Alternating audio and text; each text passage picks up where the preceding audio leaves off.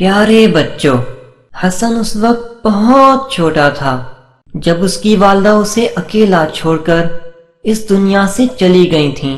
ستیلی ماں کی مسلسل مار پیٹ اور ہر وقت برا بھلا کہنے نے اسے انتہائی ڈھیٹ اور بالکل بے حس بنا دیا تھا، اسی لیے وہ ہر کسی سے جھگڑتا رہتا تھا۔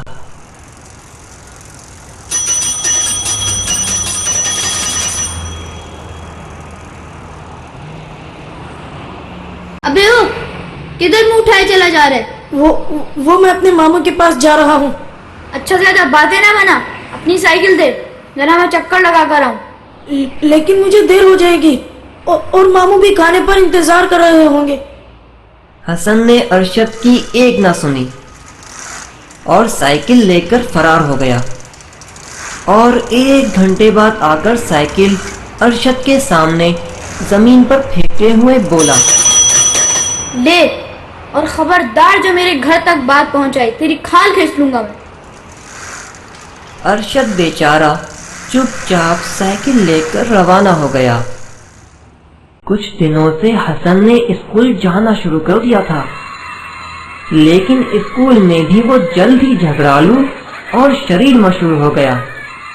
ارے وہ دیکھو، حسن آ رہا ہے، چھوڑو یار، اس کی طرف مت دیکھو، یہ تو ہے ہی جھگڑالو، ہمیں بھی بدنام کروا دے گا۔ اتنے میں حسن ان کے قریب آ چکا تھا۔ اس کا ایک ہاتھ پشت کی جانب تھا۔ اس نے آتے ہی اپنے پشت پر رکھے ہوئے ہاتھ میں پکڑی چھپکلی ان دونوں پر پھینک دی۔ آخر ہم نے تمہارا کیا بگاڑا ہے؟ کیوں تم ہمیں تنگ کر رہے ہو؟ بکواس بند کر، ورنہ مکہ مار کے تمہارے دانت توڑ دوں گا، سمجھے؟ واہ بھائی واہ، الٹا چور کوتوال کو ڈانٹے، میں تمہیں ہرگز نہیں چھوڑوں گا۔ ارے نہیں، چھوڑو مجھے، کیوں مار رہے ہو مجھے؟ اکرم، اس سے میری جان چھڑاؤ یار۔ اتنے میں قریب سے ایک ماسٹر صاحب گزرے اور ان دونوں کو دفتر لے گئے۔ سر، اس نے مجھ سے بدتمیزی کی تھی۔ نہیں سر، یہ جھوٹ بول رہا ہے، اس نے پہلے مجھ پر چھپکلی پھینکی اور پھر مجھ سے لڑائی کرنا شروع کر دی۔ حسن، تمہاری شکایت دن بدن بڑھتی جا رہی ہے۔ تو میں کیا کروں سر؟ حسن، تمیز سے بات کرو۔ سر، وہ کیا ہوتی ہے؟ اپنا منہ بند رکھو ورنہ سخت پٹائی لگاؤں گا، سمجھے؟ کیوں سر، میں نے کیا کیا ہے جو آپ میری بلا وجہ پٹائی لگائیں گے؟ اچھا تو تم یوں نہیں سمجھو گے۔ یہ کہتے ہی سر نے ڈنڈا اٹھایا اور پھر پوری قوت سے حسن کے ہاتھوں پر چلانا شروع کر دیا۔ مسلسل ڈنڈے کھانے کے بعد بھی حسن پر لگتا تھا کوئی اثر ہی نہ ہوا ہو۔ آخر سر تھک کر رک گئے۔ بس، یا اور کوئی حربہ بھی ہے؟ چلے جاؤ یہاں سے۔ شکریہ سر۔ کلاس میں بھی وہ سوالات کے جوابات دیتے وقت شرارت سے کام لیتا۔ حسن، تم کھڑے ہو کر بتاؤ کہ انگریزوں نے کب سے کب تک حکومت کی؟ سر، صفحہ نمبر 110 سے 210 تک۔ خاموش ہو جاؤ، آج کے بعد تم سے کچھ بھی نہ پوچھوں گا۔ گھر کے حالات بھی اسکول سے مختلف نہ تھے۔ حسن، نہ جانے تم کس مٹی کے بنے ہوئے ہو، میں تو تمہیں مار مار کر عاجز آ چکا ہوں، اور تم ہو کہ سدھرنے کا نام ہی نہیں لیتے۔ آخر تم کب ٹھیک ہوگے؟ اب تم بچے تو نہیں ہو، کچھ تو خیال کرو۔ ایک روز تمام بچے اسمبلی ہال میں کھڑے ہوئے تھے کہ اچانک ہیڈ ماسٹر صاحب کی آواز گونجی۔ تمام طلبہ کرام کو مطلع کیا جاتا ہے کہ کل ہمارے اسکول میں ایک شاندار جلسے کا انعقاد کیا جا رہا ہے، جس کی صدارت محکمہ تعلیمات کے سیکرٹری صاحب کریں گے۔ تمام طلبہ اس میں بھرپور تعاون کریں اور اپنے گھروں سے صاف ستھرا لباس پہن کر آئیں۔ دوسرے دن جب ہیڈ ماسٹر صاحب اسکول پہنچے تو اسکول کی سجاوٹ کو دیکھ کر حیران رہ گئے۔ واہ بھائی واہ، تم لوگوں نے تو کمال کر دیا۔ مجھے تو ایسا محسوس ہو رہا ہے جیسے میں کسی دوسرے اسکول میں آ گیا ہوں۔ اچھا، میں ذرا آفس میں چلتا ہوں۔ عمیر، آپ ایسا کریں، ماسٹر ندیم کو کہیں کہ وہ آفس میں آ جائیں، میں ان سے کچھ بات کرنا چاہتا ہوں۔ ٹھیک ہے سر۔ السلام علیکم سر، کیا میں اندر آ سکتا ہوں؟ وعلیکم السلام، جی اندر آئیں۔ سر، آپ کو ہیڈ ماسٹر صاحب نے آفس میں بلایا ہے۔ صحیح ہے، آپ چلیں میں آتا ہوں۔ شکریہ سر۔ سر، کیا آپ نے مجھے بلوایا تھا؟ جی ہاں، وہ دراصل مجھے حسن کی جانب سے کھٹکا لگا ہوا تھا، ایسا نہ ہو کہ وہ سارا پروگرام خراب کر دے۔ تم ایسا کرنا کہ اس کے ساتھ بہت ہی اچھا معاملہ رکھنا، اور طلبہ میں جو کیک تقسیم ہوگا اس میں سے اسے زیادہ حصہ دینا۔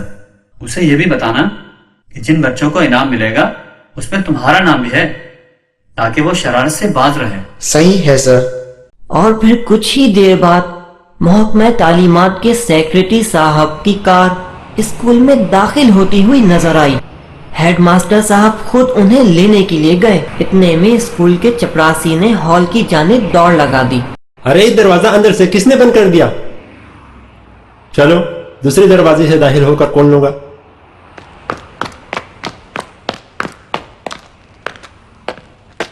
اوہو، یہ دروازہ بھی بند ہے، شاید پچھلا دروازہ کھلا ہوگا۔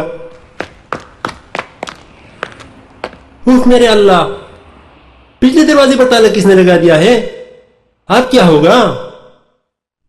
چپراسی گھبرایا ہوا ہیڈ ماسٹر صاحب کے پاس آیا اور انہیں اشارے سے اپنی طرف متوجہ کیا۔ کیا بات ہے بھائی، اتنے پریشان کیوں ہو؟ وہ سر، کسی نے حال کے دونوں دروازے اندر سے بند کر دیے اور پچھلے دروازے کو بھی تالا لگا دیا ہے۔ اف میرے اللہ، یہ ضرور حسن کی شرارت ہے۔ خیر، تم ایسا کرو، تالا توڑ ڈالو۔ پھر وہ سیکریٹری صاحب کی طرف متوجہ ہوئے اور ان کی توجہ باغ کی طرف کروا کر بولے، سر آپ ایک نظر باغ پر بھی ڈال لیجیے۔ اوہ ہاں، کیوں نہیں، بالکل بالکل۔ اس کے بعد ماسٹر صاحب انہیں لے کر ہال کی طرف چل دیے۔ پھر میں سیکریٹری صاحب نے اپنی تقریر میں ہیڈ ماسٹر صاحب کی خوب تعریف کی۔ مجھے فخر ہے کہ ہمارے اس ملک میں ہیڈ ماسٹر حذیفہ صاحب جیسے لوگ بھی موجود ہیں، جو واقعی ہمارے ملک و ملت کا قابل فخر سبب ہے۔ سیکریٹری صاحب ہیڈ ماسٹر صاحب کی خوب تعریف کر رہے تھے، لیکن ہیڈ ماسٹر صاحب حسن کے معاملے میں اپنی ناکامی پر بہت شرمندہ تھے۔ اگلے دن انہوں نے حسن کو آفس میں بلوا کر پوچھا، حسن، یس سر۔ تم نے کل ایسی خراب حرکت کیوں کی؟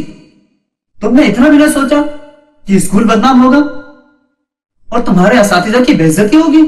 سر میں نے کوئی حرکت نہیں کی اور نہ ہی مجھے کسی بات کی کوئی خبر ہے۔ زبردستی مجھے پھنسانے کی کوشش کی جا رہی ہے سر۔ حسن جھوٹ مت بولو، مجھے سب معلوم ہے۔ سر یہ تو وہی بات ہے کہ بد سے بدنام برا۔ میں کہتا ہوں خاموش ہو جاؤ، مجھے تمہاری کوئی بات نہیں سننی۔ یہ کہتے ہی ماسٹر صاحب نے ڈنڈا اٹھایا اور حسن کے ہاتھوں پر برسانے لگے۔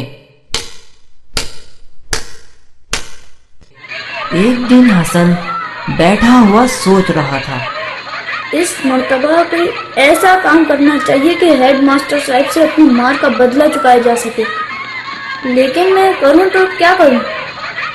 ارے واہ، زبردست آئیڈیا، اب تو مزہ ہی آ جائے گا۔ اپنے منصوبے کو عملی جامہ پہنانے کے لیے چھٹی کے وقت وہ باتھ روم میں چھپ گیا۔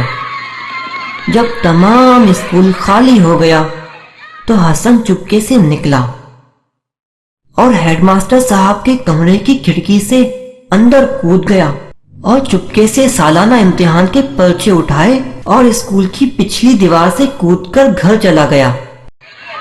پھر جو ہی وہ اسکول میں داخل ہوا، اسے معلوم ہو گیا کہ اس کی چوری پکڑی گئی ہے اور اب اس کے بارے میں مشورے ہو رہے ہیں۔ ادھر آفس میں تمام اساتذہ حسن کی مخالفت میں رائے پیش کر رہے تھے۔ سر پانی سر سے اونچا ہو چکا ہے، حسن نے چوری کی ہے۔ سر اسے تو پولیس کے حوالے کرنا چاہیے۔ سر کم از کم اسے اسکول میں رکھنا تو سراسر بیوقوفی ہے۔ اسے یہاں رہنے دیا گیا تو دوسرے لڑکے بھی خراب ہو جائیں گے۔ ایک گندی مچھلی پورے تالاب کو گندا کرتی ہے۔ سر اگر اس بات کو نظر انداز کر دیا گیا تو اسکول کی کوئی حیثیت نہ رہے گی اور ہم لوگ بدنام ہو جائیں گے۔ سر ہیڈ ماسٹر صاحب تمام باتیں خاموشی سے سنتے رہے، لیکن ان کے دل سے یہی آواز آ رہی تھی، تم نکمے ہو، پڑھانا نہیں جانتے، کیا صرف مارنا ہی علاج ہے؟ کوئی نئی تدبیر کرو، حسن کو تباہی سے بچانا تمہارا کام ہے۔ تم तुम उस्ताद हो, बाप से ज्यादा मेहरबान, कुछ तो सोचो। हेडमास्टर साहब ने एक बहुत बड़ा फैसला कर लिया था जिसे वो बार बार ज़ेरे लब दोहरा रहे थे। उसी वक्त उन्होंने दफ्तर में ऐलान किया, तमाम असातिज़ा अपनी अपनी क्लासों के लड़कों समेत हाल में जमा हो जाएं। बाहर आते ही असातिज़ा आपस में चहमगोइयां करने लगे। मुझे तो लगता है इसे कोई सख्त सजा मिलेगी और मुमकिन है कि पुलिस के हवाले भी कर दिया जाए। मेरा तो ख्याल है हसन का नाम काटकर इसे स्कूल से खारिज कर दिया जाएगा। हर एक शख्स अपने जहन में अपने ख्याल के मुताबिक बातें सोच रहा था। हेडमास्टर साहब डंडा हाथ में लिए हॉल में दाखिल हुए और कुर्सी पर बैठकर एक नजर तमाम तलबा और असातिज़ा पर डालकर उन्होंने कहा, हसन, हाजिर जनाब। मेरे करीब आओ। आज न जाने क्यों हसन के दिल पर खौफ छाया हुआ था। उसके हाथ पांव कांप रहे थे। हसन, मुझे बहुत अफसोस है कि मैं तुम्हें दुरुस्त न कर सका। ये सरासर मेरी गलती है। मैंने तुम्हें ठीक करने का सही तरीका इख्तियार नहीं किया और अब तक तुम्हें मारता ही रहा हूं। अब तुम ये भेद संभालो और मेरी गलती की मुझे खूब सजा दो। मुझे माफ कर दें सर, मैंने आपको बहुत तंग किया है सर, मुझे माफ कर दें। मैं आइंदा कभी कोई गलत हरकत नहीं करूंगा सर। 2-4 मिनट में ही उसकी फितरत से सारे पर्दे उतर चुके थे और वो आदमी बन गया था।